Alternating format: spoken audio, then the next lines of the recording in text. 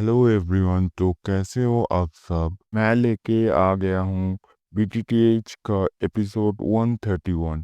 इस एपिसोड में यालो का न्यूज़ मालूम पड़ेगा।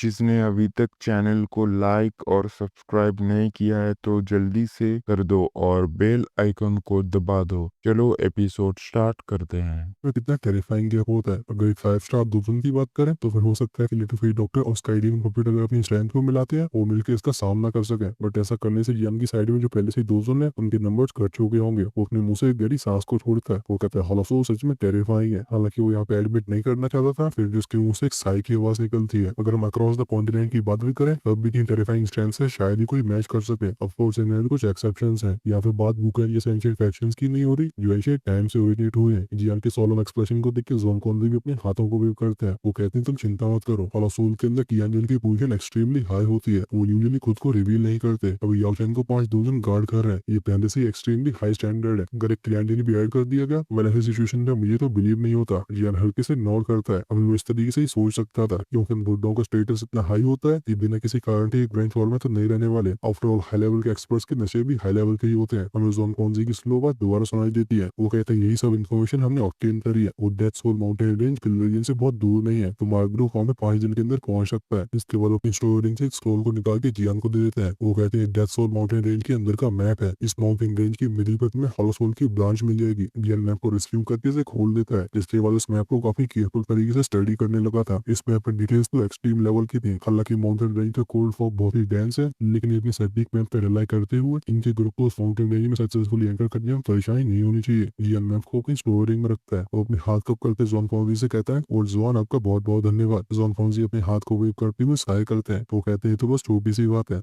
लेकिन हम तुम्हारी इतनी हेल्प कर सकते हैं। फाइनल रेस्क्यू मिशन के लिए तुम्हें अपने आप पे रिलाई करना होगा। जियान भी मुस्कुराता है। वो कहता है अगर टावर ने हमारी इन्फॉर्मेशन को लेकर हेल्प नहीं करी होती तो मैं ये इमेजिन नहीं कर पा रहा हूँ कि हमें उस जगह के बारे में कब मालूम पड़ता जहाँ पे टीचर को कैद में रखा गया। इसलिए ये मामला छोटा नहीं है। वो जॉन फॉन्जी अंदर से कड़वाहट फील करते हैं। वो नॉड करके बोलते हैं तो फिर तुम कब एक्शन लेने वाले हो। या थोड़ा सोच के बोलता है इस ऑपरेशन को हमें बहुत अच्छे से परफॉर्म करना होगा। इस वजह से हम अभी पेंगुइन जी का आने का वेट कर रहे हैं। जब जॉन कौन सी पेंगुइन जी के बारे में सुनते हैं उनके चेहरे पे हंसी आ गई थी। वो कहते ओह आहा तो तुम उस ओल्ड फेलो की बात कर रहे हो। वो कहता शुरुआत से याओचेन और उस ओल्ड फेलो के बीच में बहुत ही गहरी मित्रता है। तुम्हारा उसे ढूंढना सच में बहुत अच्छा एक्शन है और तो और वो एक्सट्रीमली एक्सपीरियंस्ड है क्योंकि वो तुम्हें फॉलो कर रहा है। हम भी काफी रियश्योर फील करेंगे। जियान स्माइल करके नॉड करता है। Franklin ji about the central place एक रेनाउंड एक्सपर्ट है। जब वो पिछले कई सालों से मास्टर यालो के बारे में सर्च कर रहे थे वो कई बार होलासोल के कांटेक्ट में भी आए हैं क्योंकि अब वो इस ऑपरेशन को ज्वाइन करेंगे और उनकी जिस तरीके की होलोसोल की अंडरस्टैंडिंग है इस रेस्क्यू मिशन को लेके जियान के दिल में कॉन्फिडेंस आ जाता है। जॉन कॉन्जी हंस के कहते हैं अगर ऐसी बात है तो चलो हम उस ओल्ड फेलो का वेट करते हैं। उसकी स्पीड को देखते हुए उसे स्पिन में आने में करीब 15 दिन लग जाएंगे। ये सुन के जियान हल्के से स्माइल करता है। आधा महीना इन 15 दिनों में जियान को अपने ग्रुप की स्ट्रेंथ को जल्दी से रेज करना होगा। टियान होसोल से के लिए अब ग्रीन फंगस फिल को रिफाइन करने का सही समय है। अगर उसकी साइड में खड़े लोगों की स्ट्रेंथ और भी स्ट्रॉन्ग होगी तो रेस्क्यू मिशन के सक्सेसफुल होने के चांसेस और भी बढ़ जाएंगे। लेकिन उसकी कन्विक्शन चाहे कितनी भी अच्छी होती जा रही हो जियान ने अब तक जितने मिशन कंप्लीट करे हैं उनमें से ये ट्रिप सबसे डेंजरस और इम्पोर्टेंट होने वाली है। इस वजह से उसे अपनी पूरी कोशिश करनी होगी। इस ऑपरेशन के दौरान कोई भी मिस्टेक होना बिल्कुल अलाउड नहीं है। उसकी जॉन कॉन्जी के ग्रुप के साथ थोड़ी और बात होती है जहाँ पे लोग बात करते हैं कि हॉलोसोल और डेथ सोल माउंटेन रेंज को लेकर उन्हें क्या क्या प्रिकॉशंस लेनी चाहिए। इसके बाद जियान यहाँ पे और नहीं रुकता। वो अपने हाथ कप करके शाओशियान और बाकियों को लेकर चला गया था। इस समय हर एक सेकंड बहुत कीमती लग रहा है। इसे बर्बाद करने का तो सवाल ही नहीं उठता। जियान के ग्रुप को दरवाजे से बाहर जाते हुए देख जॉन कॉन्जी का ग्रुप एक दूसरे को देखता है। वो सभी एक साथ साय करते हैं। जॉन कॉन्जी कहते हैं कि मैं उम्मीद करता हूँ ये ट्रिप स्मूथ रहे। किसी ने हॉलोसोल के ऊपर डकैती डाल के एक इंसान को स्नैच कर लिया हो ऐसे सीन को विटनेस करे बहुत साल हो चुके हैं। अब रिटर्न का ग्रुप सफल हो पाएगा। सीन शिफ्ट होता है और हमें लिखाया जाता है जियान अब इसके हाथ में होती है वो लाल अंगूठी जिसे उसने ई चैन से स्नैच किया था। इस बंदे की तूफान का इस सेक्टर में हाई पोजीशन है। अंगूठी के अंदर मौजूद चीजें नॉर्मल नहीं होनी चाहिए। इसे देख के जियान कहते हैं दिस इज इंटरेस्टिंग। उसके दिमाग में एक थॉट फ्लैश हुआ था। उसके एब्राउज के बीच में से एक स्पिरिचुअल स्ट्रेंथ का क्रेज बाहर आता है। इसके बाद उस स्पिरिचुअल स्ट्रेंथ का क्रेज इस लाल रंग की स्टोर रिंग के अंदर इन्वेट करने की कोशिश करता है और जैसे स्पिरिचुअल स्ट्रेंथ ने इससे कॉन्टेक्ट किया था एक फोर्स इसे रिपेल कर देती है। अपनी स्पिरिचुअल स्ट्रेंथ को बाउंस दे पूरी वो फील यंग के एब्राउज रेज होती है। वो कहता है इसके ऊपर एक स्पेशल इम्प्रिंट प्लेस किया गया। हाँ उस ई चैन की स्ट्रेंथ काफी सही थी बट अगर यहाँ पे बात हो रही है स्पिरिचुअल स्ट्रेंथ की तो फिर इवन द ई चैन भी जियान का सामना नहीं कर पाएंगे। जियान के पॉइंट ऑफ व्यू से ऐसे स्पिरिचुअल इम्प्रिंट में कोई भी डिफेंसिव प्रॉपर्टीज नहीं थी। उसकी ल्यूमिनस ब्लड रेड स्टोरिंग को रब करती है। सैलॉग की तरह एक वास्ट और माइटी स्ट्रेंथ बाहर आती है। उसे एक क्रैक का साउंड सुनाई देता है। स्टोरिंग के ऊपर की सील पुल्फ ने रिमूव कर दी गई थी। इस प्रेसिडेंट को हटाने के बाद जियान की स्ट्रेंथ इसके अंदर बिना किसी परेशानी के एंटर करती है। काफी समय तक सर्च करने के बाद जियान के हाथ में दिखाई देता है एक ब्लड रेड स्क्रोल। उसकी आंखें स्क्रोल के ऊपर से जाती है। 3 ब्लडी से शब्द उस पर ध्यान आकर्षित करते हैं। यहाँ लिखा हुआ था ब्लडी इविल स्किन। तुरंत की वीकनेस ब्लडी सैंड को सेंस करता है। स्क्रोल को काफी केयरफुली जियान ने ओपन कर दिया था। उसकी आंखें जाती ची मेथड के इंट्रोडक्शन पर। जियान का एक्सप्रेशन चेंज हुआ था कि कोमिंग के बाद वो कहता है ये सच में काफी ब्लडी है। इस तरीके का ची मेथड बहुत ही इविल और क्रूअल है। दूसरी पार्टी की फ्लैश और ब्लड को सॉलो करने के बाद प्रैक्टिशनर उसकी दीदी को ऑब्जर्व कर सकता है। ऐसी टेक्निक बहुत विशेष है। इस so called blood evil skill को इवन स्काई परफॉर्मेंस चेक के अंदर भी टॉप टेक्निक में कंसिडर किया जा सकता है। इसका एक प्रूफ ईचन खुद है। वो इसी ची मेथड पर रिलाई करते हुए 30 साल से कम की एज में दोस्तों की पीक पे पहुंच गया है। हालांकि उसके आउटस्टैंडिंग टैलेंट को डिनाई नहीं किया जा सकता, लेकिन उसकी सक्सेस में सबसे बड़ा हाथ इस ची मेथड का ही है। लेकिन इस तरीके का ची मेथड जो कि दूसरों की स्ट्रेंथ को ऑब्जर्व करके खुद की स्ट्रेंथ बढ़ाने में हेल्प करता है, इसे बहुत अच्छा तो कंसिडर नहीं किया जाता। अगर प्रैक्टिशनर कुछ ज्यादा ही ड्यूटी ऑब्जर्व कर लेता है तो उसकी खुद की ड्यूटी बहुत इनफ्योर हो जाएगी। एक सर्टेन लेवल तक पहुंचने के बाद उसकी कल्टीवेशन बिल्कुल आगे नहीं जाने वाली। उसके पास बस एक ऑप्शन रह जाता है, वो अपनी कल्टीवेशन को त्याग कर नई कल्टीवेशन करना शुरू कर सकता है। क्योंकि अगर वो ऐसा नहीं करता है तो इनप्योर ड्यूटी की वजह से बैकलैश के काफी चांसेस हैं। जब जियान इस बड़ी ईगल स्किल के बारे में थोड़ा और रीड करता है, उसे इस मेथड के अंदर भी कुछ फ्लॉज दिखाई दिए थे। ये मेथड किसी को बहुत तेजी से ग्रो करने में हेल्प करता है, लेकिन उसके सेक्वेल बहुत खतरनाक है और तो और प्रक्रिया बहुत ही क्रूअल और ब्लडी है। अगर प्रैक्टिशनर शुरुआत से निर्दयी न हो तो फिर उसके लिए ऐसा ची मेथड किसी काम का नहीं है। जियान अपनी सिर को हिलाते हुए बोलता है परफॉर्म्स गाइस एक्ट, क्या ही इविल से एक्ट है। उसने सोपोल ब्लडी इविल स्किल को भी स्टोरी में स्टोर कर लिया था। चाहे कुछ भी हो, लेकिन ये एक डी क्लास हाई लेवल का ची मेथड है। अगर वो फ्यूचर में ऑप्शन के दौरान इसे निकालता है तो इसको किसी वैल्यूएबल आइटम के बदले में एक्सचेंज किया जा सकता है। ब्लडी इविल स्किल को रखने के बाद जियान काफी देर तक सर्च करता रहा था, लेकिन उसे कुछ भी स्पेशल नहीं दिखता। जस्ट वो गिव अप करने वाला था, उसका परसेप्शन एक जगह पे आके टिकता है। उस पॉट में हम एक ग्रे स्कोर को देख सकते हैं, लेकिन ये बिल्कुल भी ध्यान अट्रैक्ट नहीं करता। बस जियान इसके अंदर से किलिंग के एंड को फील करता है। जियान की आंखें नैरो हुई थी। वो ऐसे किलिंग और इसे काफी फेमिलियर था। जब वो अपने दिमाग पे जोर डालता है तो उसे याद आया था कि ये वही स्किल है जिसे ईचन ने बैटल के एंड में यूज किया था। इसके अंदर एक ऐसा मर्डर हो रहा है जो ओपोनेंट के दिमाग को कंफ्यूज कर देता है। जियान के हाथ क्लेंच होते हैं। हाथ में वो ग्रे कलर का स्क्रोल अपीयर हुआ था, चुटकी बजाते ही खुल जाता है। जियान के आंखों के सामने कई ब्लडी वर्ड्स दिखाई देते हैं। Heaven offering demon hand. जियान इसे एक दो बार और मम्बल करता है। उसकी आंखों में ग्रीन फ्लैश हुआ था। सच में ईचन का फाइनल अटैक था। फाइट के दौरान जियान ने खुद एक्सपीरियंस किया था कि हेवन ऑफरिंग डीमन हैंड कितना पावरफुल है। अच्छी बात है कि ईचन ने अभी तक स्किल को पूरी तरीके से मास्टर नहीं किया है। उसकी बॉडी से रिलीज हुआ किलिमोरा काफी डायल्यूट हो गया था। इसे डीपली स्टडी करने पे मालूम पड़ता है कि इस हेवन ऑफरिंग डीमन हैंड के अंदर एक डिजायर है। ये डिजायर होती है किलिंग की। ये डिजायर इंसान के विचारों से पैदा होती है। इसे जिंदगी से बिल्कुल सप्लीमेंट नहीं किया जा सकता। इसे ऑब्जर्व करने के बाद जियान गहरी सांस लेता है। वो डीप आवाज में कहता है इस चीज को परफॉर्मेंस का इस एक्ट की अल्टीमेट स्किल कंसिडर किया जा सकता है। ईचन ने जिस तरीके की इसकी पावर को डिस्प्ले किया था वो डेफिनेटली इसकी पीक स्ट्रेंथ नहीं थी। वो बंदा बहुत ज्यादा घमंडी था। इसकी वजह से वो इस हेवन ऑफरिंग डीमन हैंड की ट्रू मीनिंग को नहीं समझ पाया। जियान के हिसाब से अगर इस हेवन ऑफरिंग डीमन हैंड को पूरी तरीके से समझ लिया गया तो उसकी पावर लेवल से गॉड स्किल्स की 5वीं स्किल ही कंपेयर हो सकती है। ये परफॉर्मेंस का इस एक्ट की अल्टीमेट यूनिक टेक्निक कहलाने के लायक है। जियान काफी जेंटल तरीके से स्क्रू को रब करता है। उसके चेहरे की स्माइल और भी डांस हो गई थी। अनएक्सपेक्टेड बात है कि ईचन इतने बड़े खजाने को लेकर खुद जियान के पास आ गया। अगर जियान इस हेवन ऑफरिंग डीमन हैंड को लर्न कर पाता है तो उसकी फाइटिंग स्ट्रेंथ में सिग्निफिकेंटली बूस्ट होगा। मिशन में फाइट करते समय इसके पास एक एडिशनल टेक्निक होगी और तो और मास्टर यालॉक और एक्सप्लेनेशन बहुत जल्दी शुरू होने वाला है। ऐसे समय पे जियान के हाथ में हेवन ऑफरिंग डीमन हैंड की स्किल आई है। जियान अभी पर्सनली जियान को थैंक यू बोलना चाहता है क्योंकि अभी फेंगजिन के आने का वेट हो रहा है। जियान की कुली के पास अभी प्रिपरेशन का टाइम था। फिर भी इस रेस्क्यू मिशन की डेंजर लेवल इतनी हाई है कि चाहे कितनी प्रिपरेशन कर ली जाए समय हमेशा कम ही लगेगा। इस वजह से जैसे जियान को कुछ और खबरें मिलती है वो खुद ही से रिट्रीट में चला जाता है। इस रिट्रीट के दौरान जियान को फेंगजिन से आने से पहले टियानजिन के लिए ग्रीन फंगस पिन को ही तैयार नहीं करना है, बल्कि हेवन ऑफरिंग डीमन हैंड की भी अच्छे से प्रैक्टिस करनी है। एक और एडिशनल स्किल का मतलब है कि उसके सर्वाइव करने के चांसेस और बढ़ गए। सिमिलरली जियान का सफल होने का कॉन्फिडेंस भी बढ़ जाएगा। अब ये स्किल कितनी ज्यादा सिग्निफिकेंट होती है ये तो उसे भी पता नहीं है, पर मास्टर यालॉक के रेस्क्यू मिशन में कोई भी कमी नहीं रहनी चाहिए। जियान के इस पागलपन से भरी रिट्रीट के सामने लिटिल फेरी डॉक्टर भी हेडेक फील करती है क्योंकि उसे जियान को फॉलो करते करते काफी समय हो गया है। वो जानती थी कि उसके लिए टीचर को रेस्क्यू करना कितना इंपॉर्टेंट है। अब क्योंकि उसका टाइम क्लोज आ रहा है, नेचुरल सी बात है कि जियान रिलैक्स नहीं कर सकता। जियान से इन्फ्लुएंस होकर टियान होजुनवे और लिटिल फेरी डॉक्टर कहीं नहीं जाते। वो जानते थे कि जियान के लिए इस मिशन की कितनी इंपॉर्टेंस है। इस वजह से सक्सेस के चांसेस को बढ़ाने के लिए वो भी लगातार अपनी स्ट्रेंथ को इंक्रीज करने की कोशिश करते हैं। इन सभी की क्रेजी ट्रेनिंग को देख के जॉन कॉन्जी और बाकी के लोग हेल्पलेस फील करते हैं, पर उनकी सिचुएशन समझते थे। इस वजह से जॉन कॉन्जी के ऑर्डर्स के मुताबिक जियान के ग्रुप को भी डिस्टर्ब नहीं करता और तो और इन सभी का ध्यान रखने के लिए कुछ फीमेल सर्वेंट्स को भी डिस्पैच कर दिया गया था। अगर फिर रिफाइनमेंट के दौरान जियान को किसी चीज की कमी पड़ती है फिर टावर तुरंत उसे डिलीवर करेगा। जियान की रिट्रीट के दौरान जहाँ पर वो खाना पीना भी भूल गया था 15 दिन इतनी फ्लैश में चले जाते हैं। इन 15 दिनों में फिल टावर ने कमोशन को फेस किया था। ये कमोशन इसलिए क्रिएट होता है क्योंकि पिल टावर के ऊपर लगातार क्लाउड्स इकट्ठे हुए थे और थोर थंडर क्लाउड्स में 2 कलर्स देखे जा सकते हैं। Surprisingly blue colour thunder lightning थी। इसे देखने से ये बात ऑब्वियस हो जाती है कि पिल टावर के अंदर कोई अल्केमिस्ट ग्रुप पिल्स को रिफाइन कर रहा है। जब 2 कलर पिल लाइटनिंग को देख के सभी लोग सरप्राइज फील कर रहे थे, उनके बीच में एक गोल्डन लाइट आती है। फाइनली सभी स्टैंड आंखों के सामने आसमान से बिजलियों की बरसात होने लगती है, बट किसी को समझ में नहीं आ रहा था कि लाइट कहाँ पे गायब हो रही है। लेकिन ये सेम चीज पिल टावर के लिए नहीं कही जा सकती। पिल टावर के लोग इस सीन से काफी फेमिलियर थे। ये आसमान में गोल्डन कलर अपीयर होता है, वो समझ जाते हैं कि पिल रिफाइनमेंट हो रही है पिल गैदरिंग के चैंपियन के हाथों से। जियान के बारे में सोच के कई लोग काफी एडमिरेशन फील करते हैं। उनके लिए टी रेड की मेडिसिन पिल बहुत दूर की बात है, लेकिन जियान के लिए तो ऐसा लगता है जैसे टी रेड की पिल उसके हाथ में अपीयर होने के लिए रेडी रहती है। वो जानते थे कि जियान उससे कितना ज्यादा यंग है। ऐसे कंपेरिजन की वजह से वो काफी एम्बेरस फील करते हैं। वो समझ जाते हैं कंपेरिजन करना गंदी बात। पिल लाइटनिंग को 2 दिन भूल गए थे। जियान के आधे महीने की रिट्रीट भी खत्म होती है। अब जियान काफी मिजरेबल लग रहा था, बट ये मिजरेबल कंडीशन उसके चेहरे के एक्साइटमेंट को नहीं छिपा पाती। भले ही उसने 3 बार फेलियर का सामना किया और फाइनली ग्रीन फंगस पिल रिफाइन हो चुकी है। टियान हुजुंदे जो कि जियान के रूम के आउटसाइड गार्ड कर रहे थे, वो जियान की ऐसी हालत को देख के स्टैंड हो जाता है। लेकिन जैसे ही जियान की तरफ एक हरे रंग की पिल को सेंड करता है जो कि एक डैश मेडिसिन लॉरी को कैरी कर रही थी, और लियाओ के चेहरे पे एक एक्साइटमेंट आई थी। बिना अननेसेसरी शब्दों को कहे उस मेडिसिनल पिल को पकड़ते हैं और एक दूसरे चेंबर में चले जाते हैं। और लियाओ को इतनी जल्दी बचाते हुए देख जियान के चेहरे पे स्माइल आती है। इस रिट्रीट के दौरान जियान ने सिर्फ ग्रीन फंगस पिल को सक्सेसफुली रिफाइन नहीं किया, बल्कि उसके दिमाग में heaven of a dune hand की बेसिक अंडरस्टैंडिंग आ गई है। सब कुछ मिला के जियान का काफी फायदा हुआ है। सब कुछ प्रिपेयर करने के बाद फाइनली जियान को रेस्ट करने का मौका मिलता है। 2 दिन की रिकवरेशन के बाद उसकी कंडीशन दोबारा पीक पे लौट आई थी और उसे बस फैंगलिन के आने का वेट करना है। ऐसा होने में वो अपने टीचर को रेस्क्यू करने के लिए जा पाएगा। खैर अच्छी बात है कि जियान को लंबे समय तक वेट नहीं करना पड़ता। उसके रिट्रीट खत्म होने के 5वें दिन जब वो heaven of a dune hand को प्रैक्टिस कर रहा होता है, वो अपनी बेड पे से तुरंत ही खड़ा हो जाता है। वो सेंस करता है कि उसके परसेप्शन एरिया में एक माइटी ऑरा अपीयर हो रहा है, जिसका एक ही मतलब है कि फैंगलिन जी आ चुके हैं और यहाँ से रेस्क्यू मिशन की शुरुआत करी जा सकती है। क्या रेस्क्यू मिशन की नई शुरुआत हो रही होगी नए एपिसोड से? हम इसे तो यही पर रैप अप करते हैं। आई होप आपको ये पसंद आया होगा। हालांकि इसमें कोई मेजर एक्शंस नहीं लिए गए थे, लेकिन ओवरऑल सिचुएशन को देखते हुए काफी इंपॉर्टेंट था। चाहे हेवन ऑफरिंग गिवन हैंड हो या फिर हो मास्टर यालो की लोकेशन, जानकारी के पॉइंट ऑफ व्यू से ये एपिसोड काफी सिग्निफिकेंट था। अगले पार्ट में शुरुआत होने वाली है इस रेस्क्यू मिशन की। बीच में कुछ नमूनों से भी मुलाकात हो रही होगी। फाइनली जियान पहुंच जाएगा उस ब्रांच हॉल के पास। फिर हमें एक इंटेंस लेवल की बैटल दिखने वाली है। मैं काफी एक्साइटेड हूँ सीन के लिए, जहाँ रियल में मास्टर यालो को मिल रहा होगा। चलो ये तो थोड़े से टीजर टाइप के स्पॉयलर्स। आपको एक्सप्लेनेशन कैसा लगा कमेंट्स में लिख के बताओ।